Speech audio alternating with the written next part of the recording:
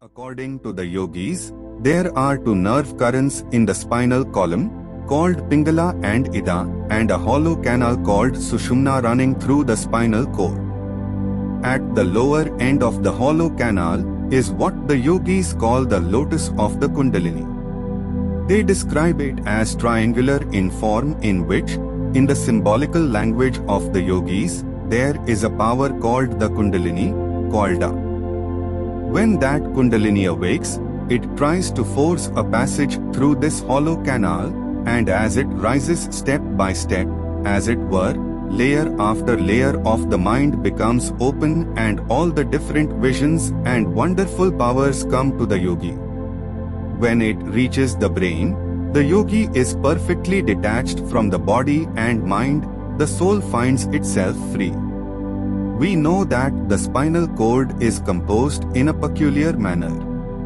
The canal is closed at the lower end, which is situated near what is called the sacral plexus, which, according to modern physiology, is triangular in form. The different plexuses that have their centers in the spinal canal can very well stand for the different lotuses of the yogi. The yogi conceives of several centers, beginning with the Muladhara, the basic, and ending with the Sahasrara, the thousand-petaled lotus in the brain. So, if we take these different plexuses as representing these lotuses, the idea of the yogi can be understood very easily in the language of modern physiology. We know there are two sorts of actions in these nerve currents, one afferent, the other efferent, one sensory and the other motor, one centripetal and the other centrifugal. One carries the sensations to the brain and the other from the brain to the outer body. Next, we shall take one fact from physics. We all hear of electricity and various other forces connected with it. What electricity is no one knows, but so far as it is known, it is a sort of motion. There are various other motions in the universe. What is the difference between them and electricity? Electric motion makes the molecules of a body move in the same direction. If all the air molecules in a room are made to move in the same direction, it will make a gigantic battery of electricity of the room. Another point from physiology we must remember, that the center which regulates the respiratory system, the breathing system, has a sort of controlling action over the system of nerve currents. Now we shall see why breathing is practiced. In the first place, from rhythmical breathing comes a tendency of all the molecules in the body to move in the same direction. When mind changes into will, the nerve currents change into a motion similar to electricity, because the nerves have been proved to show polarity under the action of electric currents. This shows that when the will is transformed into the nerve currents, it is changed into something like electricity. When all the motions of the body have become perfectly rhythmical, the body has, as it were, become a gigantic battery of will. This tremendous will is exactly what the yogi wants.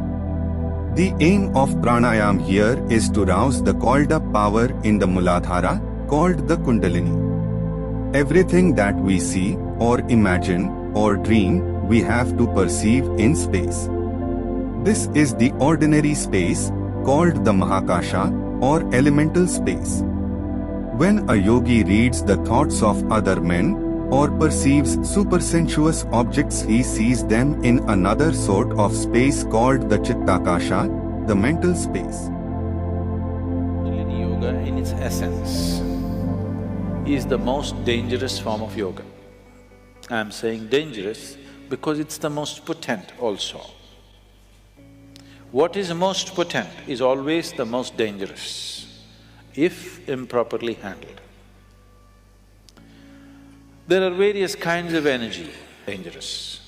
Without the necessary preparation and guidance, without expert guidance, constant guidance and observation, nobody should ever attempt it.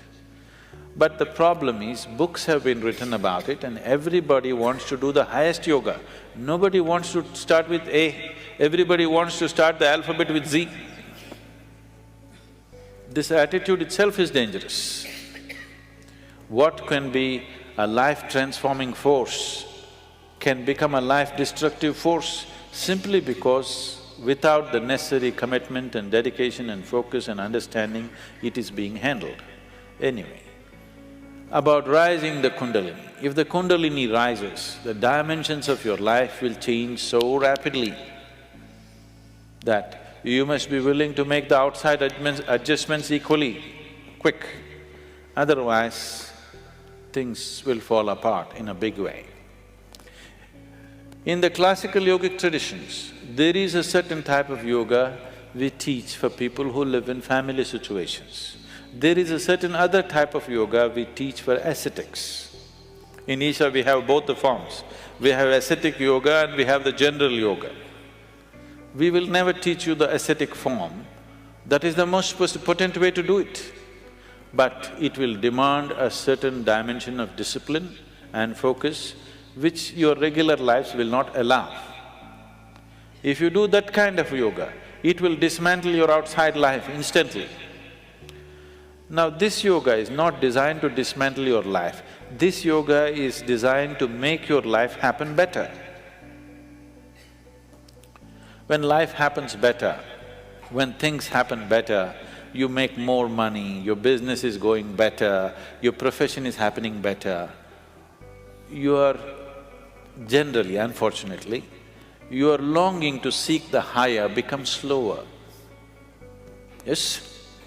So in the real sense, it is not the good way to do it, but it's the only way it works in today's world. And it's the only way it works for majority of the people. For a small number of people, we can do it other ways.